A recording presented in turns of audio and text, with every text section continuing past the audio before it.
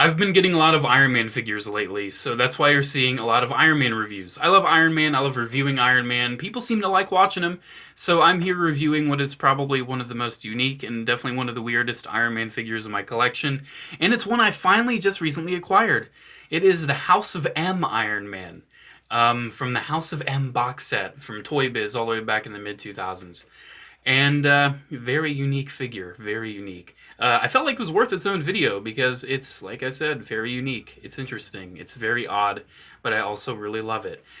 So this guy's actually kind of hard to come by. I ended up spending about $40 on it, which is not too bad of a price nowadays, but you could probably find it for that, maybe a little higher, maybe even a little lower depending on how hard you look.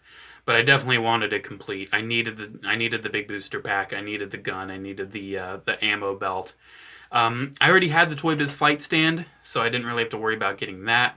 I already had one and I wasn't using it. But yeah, this is an amazing figure. Unfortunately, though, he does kind of rely on that Toy Biz flight stand, and I personally freaking hate Toy Biz flight stands. I think they're really bad. I love Toy Biz. I love the toys they made and still make. Well, not really, unfortunately, but still, some people used to work at Toy Biz. They make like some Fortnite stuff, and you can definitely tell they're kind of Toy Busy. And I love those. I don't have too many, but I love those. But I really am a Toy Biz fanboy. I watched the Lord of the Rings movies, and I'm like, you know what? I'm gonna get some Lord of the Rings figures because I like Toy Biz and I like their stuff. So yeah, this figure is one of my favorite Toy Biz Iron Man figures. Look at it, man. It definitely, you can tell just looking at it, it's Toy Biz. They did a black wash on it. They panel lined it. I mean, you can tell it's Toy Biz. But look at that freaking flight stand. It's so bad. Let's just talk about the flight stand now because it's so bad. So what they decided to do, I actually had to take a piece off. Otherwise, it would have been so tall and it wouldn't have even stood up. There's like a piece in between this and this. I actually had to sand down the peg a bit so it actually even freaking fit in the hole. But they decided, you know what we're going to do? I couldn't even have it up and down because he would just tilt. We're going to use a plastic screw that has the tolerance. So it goes from either slightly tight enough to hold up the weight or super loose and it's not going to hold crap. That's the two tolerances you're going to get there. And right now it's like it can barely hold on to it. But like you can see, it's going to tip over. It's really bad. And it unscrews on its own too. Like, look at that. It unscrewed on its own, and that's what we're looking at. Because it's this really weird screw that, like, if you tighten it too much, it actually just resets. It's so weird. Like, you can see right there, it just kind of reset. But yeah, awful flight stand. If you can find another one that will be compatible, just don't use the Toy Biz one. But for me, that's how I want him displayed. I want him looking like a freaking mobile suit. And that's what he looks like. He really gives me Angelo Sauper's Gira Zulu vibes. With like the gun and the big pack. Like, geez, what does that remind me of? That's a huge freaking pack. Oh my gosh, that is a huge pack. And I'm looking at my Gundams and I can't even think of anything. It's that massive. He's got a huge... It kind of reminds me of the Dendrobium. The Dendrobium, am I saying that right? You know what I'm talking about. It's like that, but just on his back. It's funny. It's really funny. But yeah, let's get a closer look at this guy, and then we'll kind of get a little more hands-on. Definitely a unique design for House of M Iron Man. Like, look at that helmet. He's got like air intakes on the side. He's got like more of a mouth, which is kind of goofy looking, but not too bad. He's definitely very angular. Like, he's got a very angular arc reactor and chest armor. I mean, look, that is a really sweet design. And look at the arm armor, too. That's a really cool look. I love that arm armor. He's got like some piping in there. He's got individually articulated fingers, which is really nice. I like how I can kind of spread them out. Actually allows for some really nice, more dynamicism, if I said that right. And then he's got, I mean, look at the coloring. It's really nice. I love the black wash and the panel lining. And he has like these little winglets on his butt, which are actually screwed in, which is funny. But he's got like these little winglets, which I guess help him fly, which I guess he'd need it. The base just came loose again, hooray.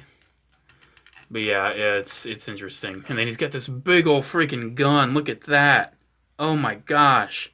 Look at the paint job on that, too. That is amazing. You'd never see something like that from Hasbro nowadays.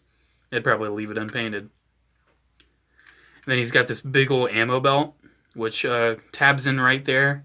And then it's a soft plastic, and it tabs in right there into the back. So it's safe to assume that this whole component right here is just ammo, which is really sweet. Yeah, look at this thing. Look at this thing. I said thing really odd, didn't I? Yeah, he's got a big old painted thruster right there. I mean, safe to assume that's a thruster. Whoop! He's got more thrusters right there, and I love the paint on those. The paint alignings's a little iffy. Like you can see, it's a little iffy. He's got these little sub-wing units right there. But still, like, it's really nice. It is a hollow kind of plastic back there, which is good because it's so big. It needs to be hollow to support the weight. These pieces, though, are actually individual. They can come off, which, I mean, like I said, if you're trying to buy this thing, make sure he's got all the pieces. But you can kind of angle them if you really want. You can have them like that. You can't really have them the other way. I mean, you could, sort of. I mean, that's a cool look. It's a cool look having it look like that. But yeah, it's nice how you can do that, but still, I think they're really just supposed to stay in. But look at the paint lining. It's really, like, that's really thick on that piece, and it's kind of more subtle on that piece. Very odd. Not sure how I feel about it. But do you not want Iron Man on this giant thing? Do you just want him on its own? Well, thankfully, you can, I'm pretty sure. I know you can untab. Well, not really untab. He actually has a pretty deep peg right there that he pegs into. And then, I'm pretty sure you can get the gun off his arm. Maybe it slides off. Maybe it just pulls off. I don't know. I'm pretty sure. There we go. Yeah, you can get the gun off. Oh, look at that. That's how it goes in. It tabs in. I actually hadn't done that yet. Yeah, you can see the base has gone wobbly again. So yeah, if you want this guy, I highly recommend you go out of your way and get the booster pack. You need that booster pack. But for the sake of getting a more hands-on look, let's take him off. Because, oh my gosh, if we didn't, then that would just be a nightmare.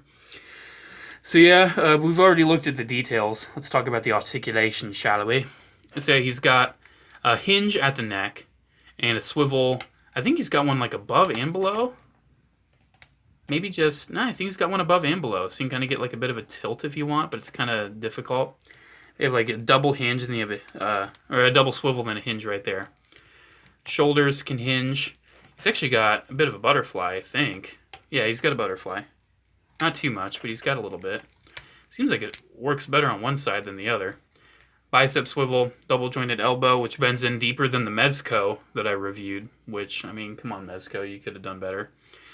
Gauntlet swivel, which just kind of works as the hand swivel. Then all the individually articulated fingers you can see. He doesn't have repulsors, so you don't have to worry about getting a repulsor blast pose. He actually has a really nice ab crunch, which is a little loose, but not too bad. Waist swivel, and then these little winglets all can individually move. You can have them like that, and it looks really goofy. I usually like just keeping them back there. And then his legs can move forward decently. He's got a lot of bulky armor, so I can forgive it. He's got a thigh swivel, double jointed knee, which goes in pretty decently. And then he's got up and down at the ankle.